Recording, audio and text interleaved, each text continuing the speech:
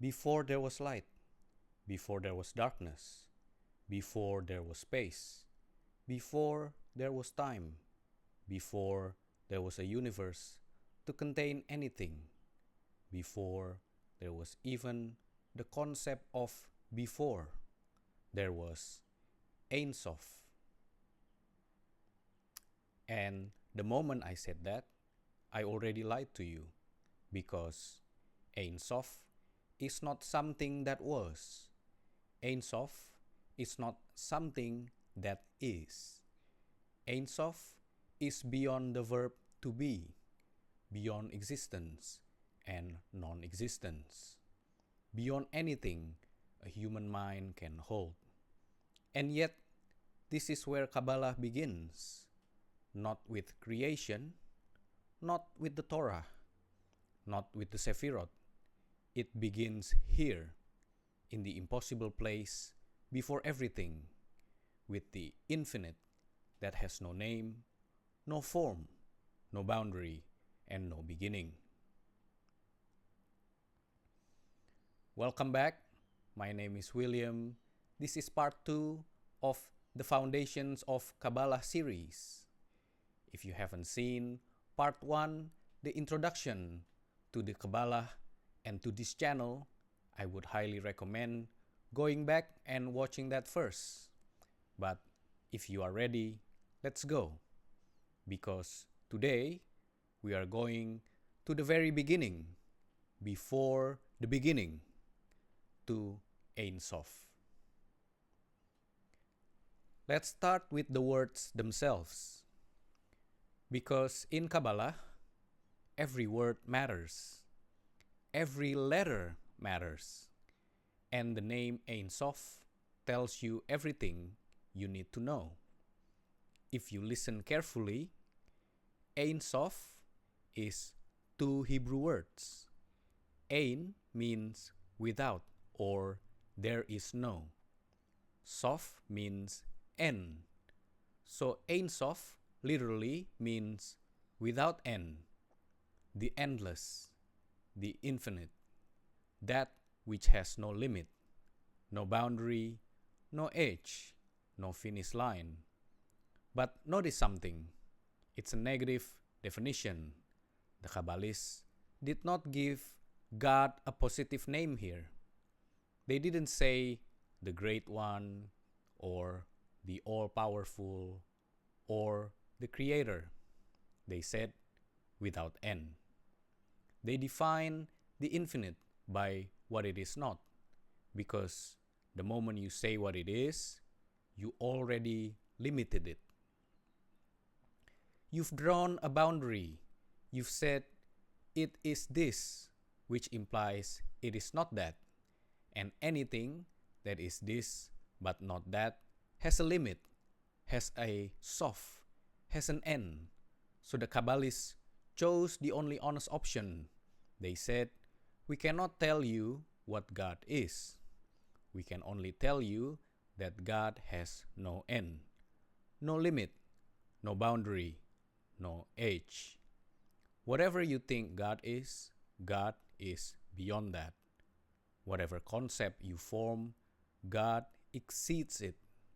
Whatever word you use, God overflows it. And this is not just a theological position. It's an experience.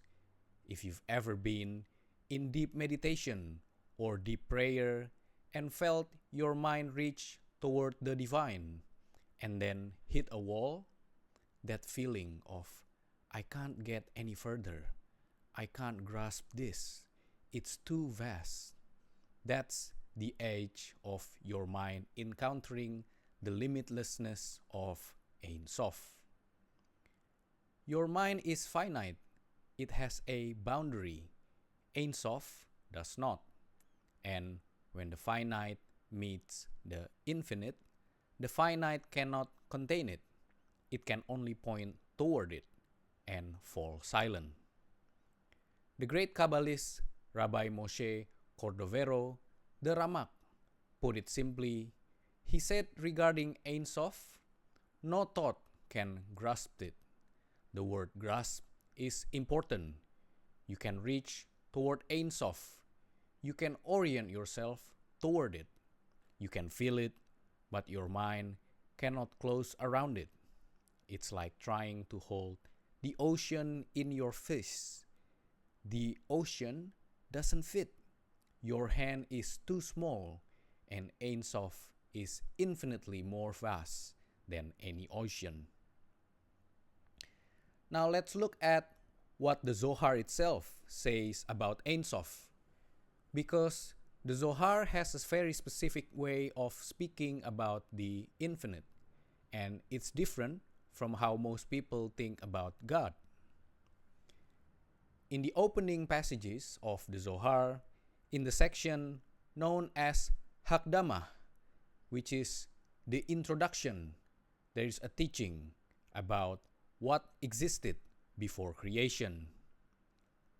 And the Zohar describes Ein Sof as being completely hidden, completely concealed, unknowable to any being, even the highest angels. The Zohar uses a phrase that is central to understanding this, Bodzina de Kardinuta. This is Aramaic, the language of the Zohar, and it means something like a spark of impenetrable darkness or a lamp of darkness. Now, that's a strange image. A lamp usually gives light, but this lamp gives darkness. What does that mean? It means that Ein Sof is so far beyond our perception that even the light of the infinite appears as darkness to us. Not because it's actually dark, but because it is so bright, so intense, so overwhelming that our capacity to perceive simply shuts down, like staring directly into the sun. The sun isn't dark, but if you stare at it, all you see is blinding white that your eyes interpret as darkness, because they cannot process that much light. That's what the Zohar is saying. Ein Sof is pure, infinite, unbounded light, what the Kabbalists call the Or Ein Sof, which is the light of the infinite. But this light is so total, so absolute, that from our perspective, from the perspective of created beings, it appears as impenetrable darkness. Not because God is hidden, but because our eyes aren't strong enough. The Zohar also says something else that's crucial. It says that Ein Sof has no desire that is knowable, no thought that is graspable, no will that can be understood by any created being. Now, this might sound cold. It might sound like the Zohar is describing a God who is distant and unreachable. But that's not what's happening here. The Zohar is not saying God doesn't care. It's saying that what God is at the level of Ein Sof is so far beyond the categories of caring and not caring, loving and not loving, wanting and not wanting, that none of those words apply. We use words like love and will and desire to describe God, and those words are real. Those are true experiences of God, but they are experiences of God as He manifests through the Sephirot, through the channels of divine energy that we'll talk about in later videos. At the level of Ein Sof itself, before any manifestation, before any channel, before any Sephirah, even those words dissolve. There is only the infinite, whole, and undifferentiated, containing everything within itself. The Tikkunei Zohar, which is a companion text to the main body of the Zohar, puts it in one of the most famous lines in all of Kabbalistic literature. It says, Leit machshavah tefishah bach kalal. No thought can grasp you at all. This is not a failure of the mystic. This is the highest realization the mystic can achieve. The moment you truly understand that you cannot understand Ein Sof, that is the understanding. The knowing is in the not knowing. The grasping is in the releasing. Now, I need to spend some time on what Ein Sof is not, because there are a lot of misunderstandings floating around, even among people who study Kabbalah. And if we don't address them now, they will confuse everything that comes later. First, Ein Sof is not a being. When most people hear the word God, they picture a being, a very powerful being, perhaps. An all-knowing being, but still a being, something that exists alongside other things that exist, just bigger and more powerful than everything else. A king on a throne, a father in the sky, a cosmic ruler. Ein Sof is not that. Ein Sof is not a being among beings. Ein Sof is being itself, the very ground of existence.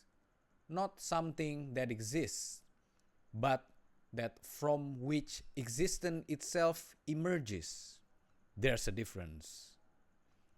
A fish exists within the ocean, but Ein Sof is not a fish in the ocean.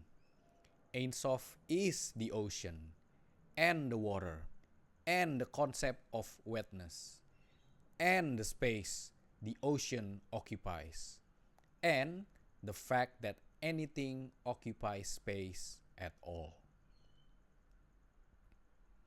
Second, Ein Sof is not the God of religion, and I say this carefully because I know many of you watching come from religious backgrounds, whatever it may be, Jewish, Christian, Muslim, Buddhist, Hindu, or any other traditions, and what I'm about to say might feel uncomfortable, but hear me out. The God of religion, the God who speaks to prophets, who gives commandments, who loves, who judges, who punishes, who forgives, that God is absolutely real in the Kabbalistic framework. But that is God as He reveals Himself through the Sephirot. That is God in relationship. God with a face turned toward creation. That is what the Kabbalists call the God of faith. The God you can pray to, relate to, love, and be loved by. Ein Sof is before all of that. Ein Sof is God before He turned His face toward creation. Before there was anyone to love. Before there was a world to judge. Before there was a Torah to give. Before there was a before. Ein Sof is the absolute reality that underlies the personal God, the relational God. It is not less than the God of religion. It is infinitely more. It is the ground from which that relational God emerges.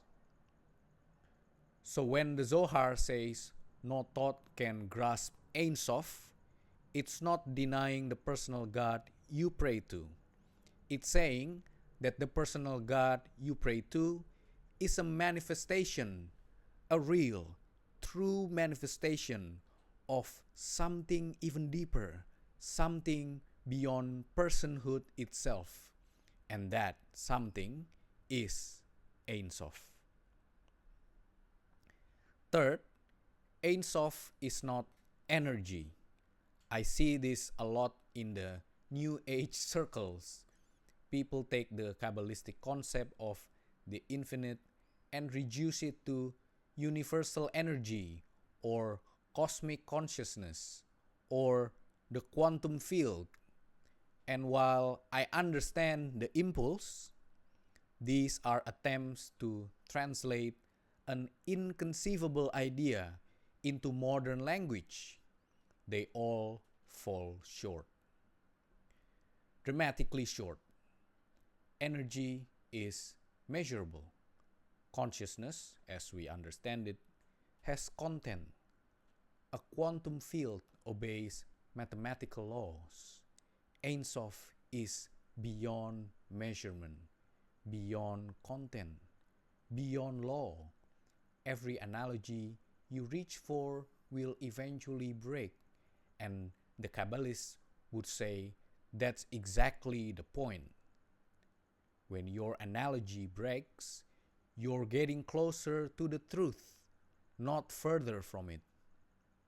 And fourth, and this is subtle but critical, Ein Sof is not separate from creation.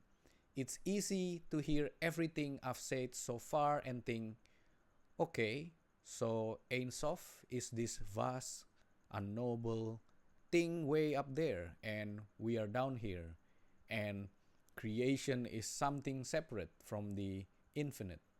No. The Kabbalists are clear on this. Ein Sof is not somewhere else.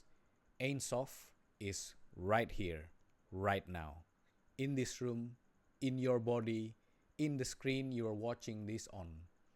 The infinite doesn't exist in a place. Every place exists within the infinite. There is nothing outside of Ein Sof. There cannot be, because outside would imply a boundary, and Ein Sof has no boundary. The Zohar's language for this is Leit atar panui minei. There is no place empty of it. God is not the sky above you. God is not the distant cosmos. God is the space between your thoughts, the awareness behind your awareness, the existence that allows you to exist. If Ein Sof withdrew for even an instant, everything would not just die, it would unexist. It would be as if it had never been. So now we arrive at the great paradox. The paradox that the entire rest of this series is going to unfold from. And I want you to really feel this, because it's the most important question in all of Kabbalah. If Ein Sof is truly infinite, truly without boundary, truly all-encompassing, truly everything, then how does anything other than Ein Sof exist? Really think about it. If God is genuinely infinite, then God fills all of reality. There is no room for anything else. There is no space that is not God where a universe could be placed. There is no gap in the infinite where a finite world could fit. The infinite, by definition, leaves no room, and yet here we are. You are watching this video. You are breathing. You have a body. There are trees outside your window. There are stars in the sky. There is undeniably a world, a creation, a something that is not God, or at least something that appears to be not God. How? How does the finite emerge from the infinite? How does something come from the everything? How does a world of boundaries and limits and forms and separations arise from a reality that has no boundaries, no limits, no forms, no separations? This is not an academic question. This is the question. It is the question that every Kabbalist has wrestled with. It is the question the Zohar circles around again and again. It is the question that drove the Arizal, Rabbi Isaac Luria, the greatest Kabbalist of the 16th century, to formulate the concept that we are going to discuss in the next video, Tzimtzum, which is the Divine Contraction. Tzimtzum is the answer to the paradox. It is the Kabbalistic explanation of how the infinite made room for the finite, how Ein Sof, without diminishing itself in any way, created a space, a conceptual space, not a physical one, within which creation could unfold. It is one of the most radical, most revolutionary ideas in the entire history of human spiritual thought. And we will go deep into it in the next video.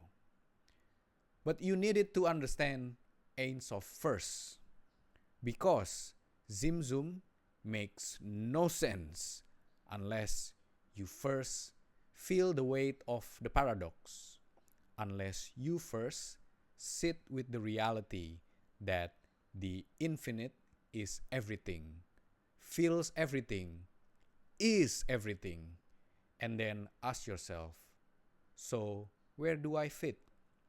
Where does creation fit? How am I possible? That tension between the absolute fullness of Ein Sof and the undeniable existence of a finite world is the engine that drives all of Kabbalah. Everything that follows in this series, the Sefirot, the four worlds, the levels of the soul, the process of Tikkun, is an unfolding of this single paradox. You are standing at the root. I don't want to leave you floating in abstraction, so let me tell you why Ein Sof matters to your actual life, right now, today. Most people walk through life with a felt sense of separation, separation from God, separation from other people, separation from themselves. There's a gap, a distance. You feel it as loneliness sometimes, or as the sense that something is missing, or as the question that sits quietly in the background of your mind. Is this all there is? What the teaching of Ein Sof tells you is that the separation is not real. It's not that the separation doesn't feel real. It absolutely does. But at the deepest level of reality, at the level of Ein Sof, there is no gap. There is no distance. There is no here and over there. There is only the infinite, and you are within it.